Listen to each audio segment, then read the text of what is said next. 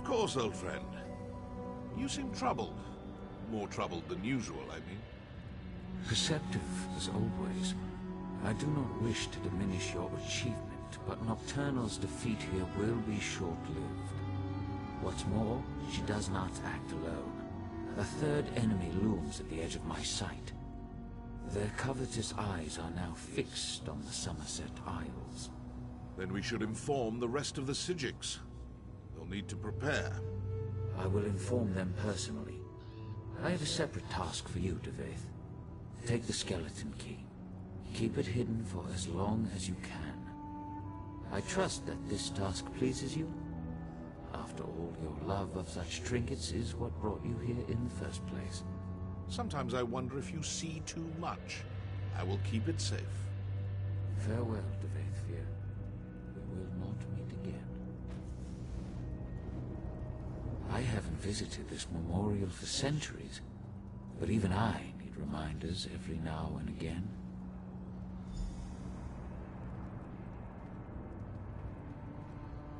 Do you like this place?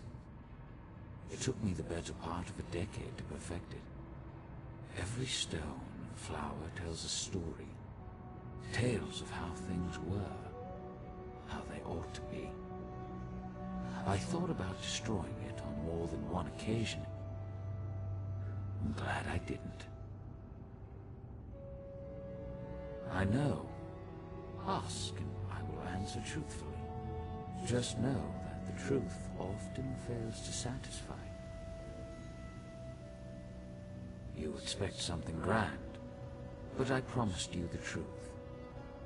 I am only what time and circumstance made me. Son of a lost house, friend to a fallen king. Some will tell you that we are the product of our choices. I've never found that to be the case. I am whatever the people need me to be. A guardian, an oppressor.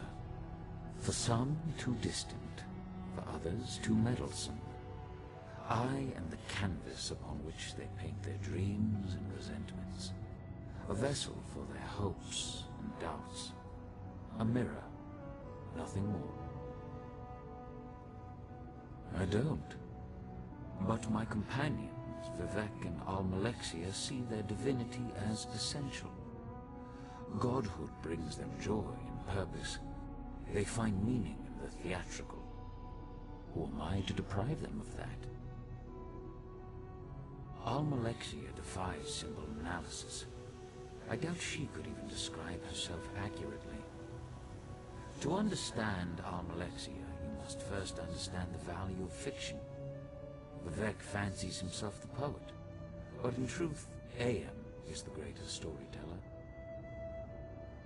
Vivek knows the boundaries that separate fact from fiction. He knows them so well that he's learned how to break them. He exists inside his verse, but recognizes the lies, the contradictions. He both does and does not believe his own tales. She believes her tales implicitly, as does everyone else. Her capacity for deception appears limitless. She sows lies like a master gardener sows seeds, and the harvest of trust and adulation is breathtaking in scope. Not in the slightest. As I said, we are, all of us, bound by our nature. Almalexia does what she does because she cannot do otherwise. It will not end well. But then, even the best endings rarely bring joy. Vivek is my brother. He knows my struggles, and I know his. That knowledge makes our relationship complicated. To truly know someone is as much a curse as it is a blessing. Regret. We are bound by that, at least. He also suffers a kind of enslavement. Not unlike my own, in fact. Beauty holds the keys to his shackles. Beauty and a love of great works, great heights. His appetites are insatiable, thus his despair. Yes, a poet's despair. Vivek craves writable freedom. the death of all limits and restrictions. He wishes to be all things at all times. Every race, every gender, every hero, both divine and finite. But in the end, he can only be Vivek. Not even remotely. I sometimes ask myself the same thing. May I confess something to you? I suffer from a peculiar ailment. Shall I describe it? I bear the cruel weight of certainty. Total, absolute, relentless certainty. People rarely comprehend the luxury of doubt, the freedom that comes with indecision. I envy you. Indeed, but such questions are flaccid, cursory indulgences that come and go in an instant. The truth is that my actions, both good and evil, are inevitable, locked in time, determined by chains of action and consequence. Compelled. This city serves a noble goal, the redemption of Tamriel, the unification of competing forces, the destruction of the Daedra. Unfortunately, it is an endeavor built upon a lattice of corpses, betrayal, untold horrors. Do you understand? Maybe the word I covet above all others. Hold to that word, my friend, and never let go.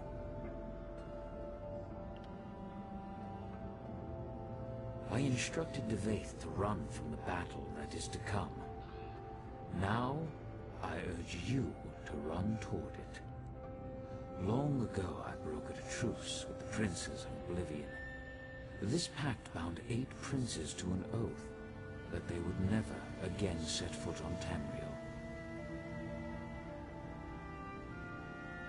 Nocturnal was not present when the princes signed the Cold Harbor Compact.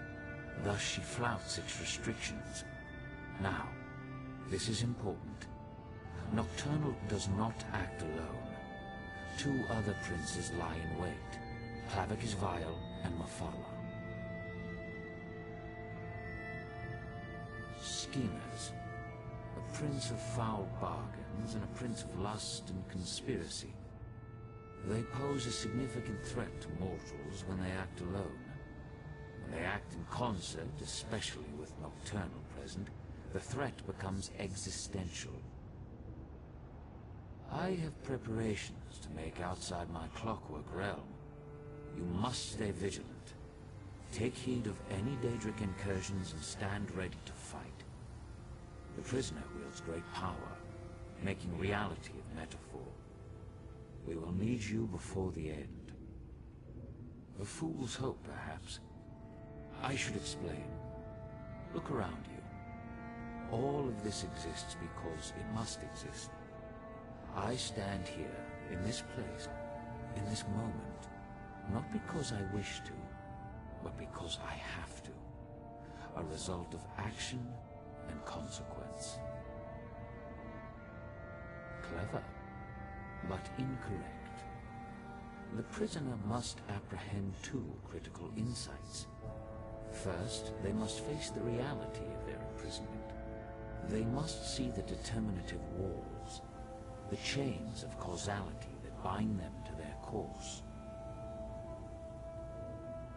I have, but I fall short of the second insight. The prisoner must see the door to their cell. They must gaze through the bars and perceive that which exists beyond causality, beyond time. Only then can they escape. I see only unsteady walls.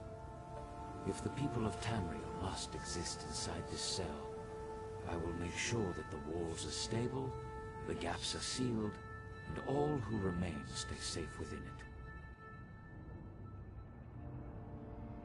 I've met few heroes like you.